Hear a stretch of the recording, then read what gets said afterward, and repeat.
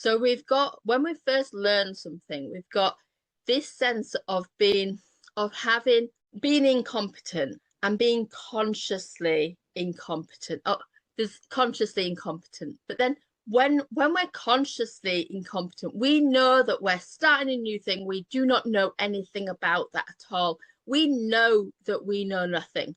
We're literally starting from scratch. And we may know the name of the thing, of the subject, that's it. And then after a short amount of time, we can learn a lot in a short amount of time. Like the archery instructor back in 2019 that said to me about learning archery, a minute to learn, a lifetime to master.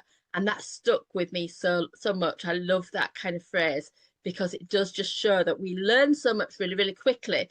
And we think, oh yeah, I could get the hang of this. I like being a beginner.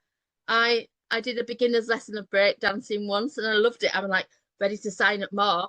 I was absolutely terrible, but part of me thought, I'm learning something here. I know it. I have some knowledge.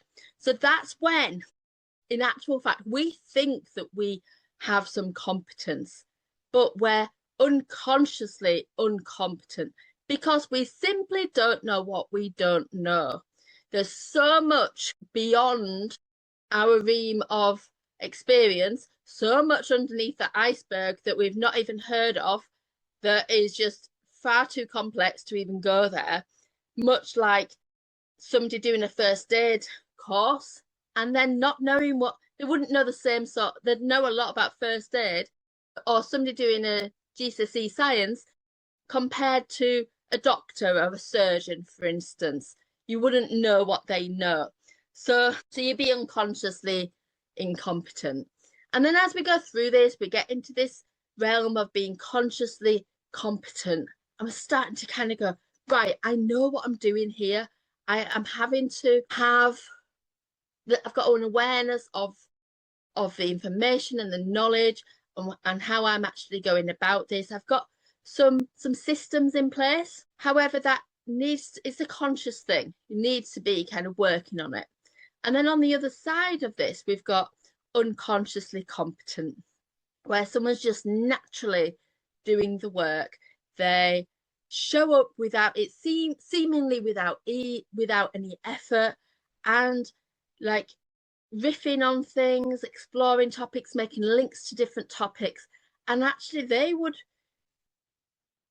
where I would say this sort of imposter syndrome comes in, is that there'll be a lot of people who are unconsciously competent who actually think that they're consciously incompetent.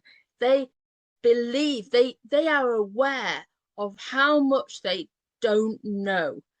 And I mean, realistically, I have this thing where I heard this somewhere and it really resonated with me. We don't live long enough to ever really become an expert. But then on the flip side of that, like more recently, I've heard, if you know more than most people, if you're like a little bit of a step ahead of other people, then you're an expert. And yeah, that I find that really hard to sit with, because that's where maybe my imposter syndrome comes in, or whether it's imposter syndrome or whether it's maybe just a resistance to being an expert and not necessarily wanting to show myself as an expert. And yeah, there might be different things going on with that. And I don't know if anyone, as you're listening, whether any of this resonates with you, but that idea of kind of going, is that person an expert? Can I trust them? If I showed all of my skills when actually there's things I don't know, would people trust me?